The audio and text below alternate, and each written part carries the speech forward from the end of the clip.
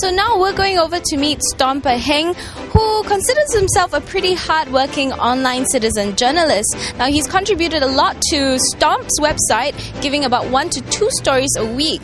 And he also contributes to the Straits Times forum as well as the Straits Times online discussion board.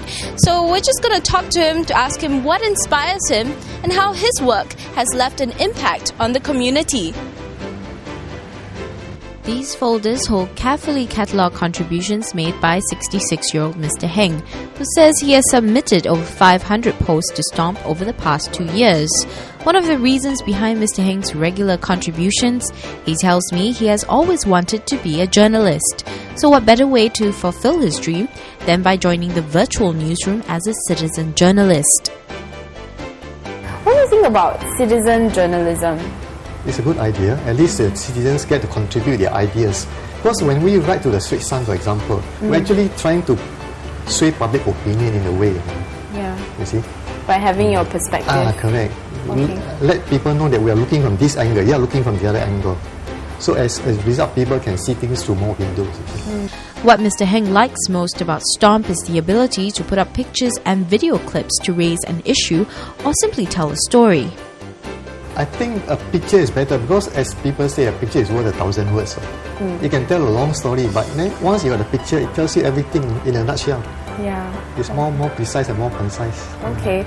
But the net-savvy retired civil servant tells me he doesn't post his entries for personal gain, but to make a difference in the community. Maybe you can talk about some of the stories, highlight a few of them that have kind of generated a lot of buzz on the internet. You see, for example, I sent one photo on the Taman Jurong Food Court. It's a food center for the public. Okay. Then I was there one day and it was raining. So the thing was, the shutters were not well done. So a lot of rainwater came in. So everybody got wet. Some run for their lives, get near tables. Okay. So I found that was not a good thing, you see. So I wrote it, I sent a picture to Stomp. Okay. And I said, I hope the NEA will do something about it. Okay. And lo and behold, I think about 3 weeks later, they put up glass panels to block out the rain. So the next day I went to talk to the hawkers there. They were very happy. They said, hey, Mr. Heng, you have done a good job. Because of your picture, now NEA put up all those glass panels. Now the tables are dry. Our business has improved. Thank you very much. They were so happy. Were there a lot of these instances where it sort of sparked action taken by government agencies for complaints that you may have? I took another picture behind the Caltex.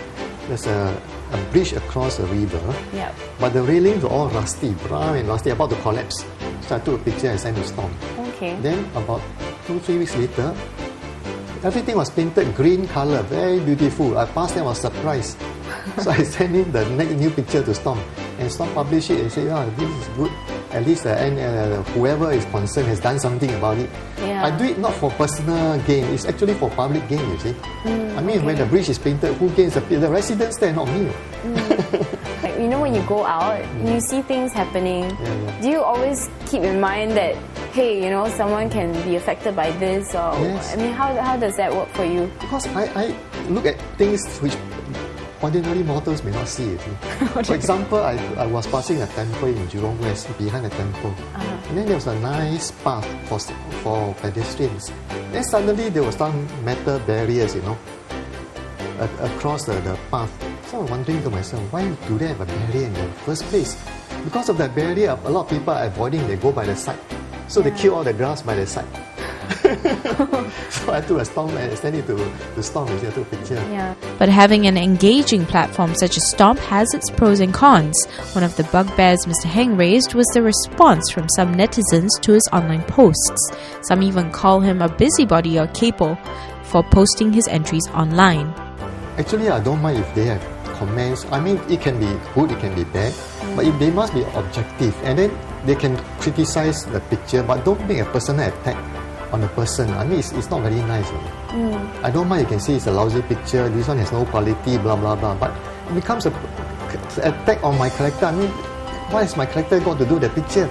No relevance, is it? I see. But usually Mr. Heng brushes these comments aside. He says you have to take these things with a pinch of salt. Besides, if it helps the community at the end of the day, why not?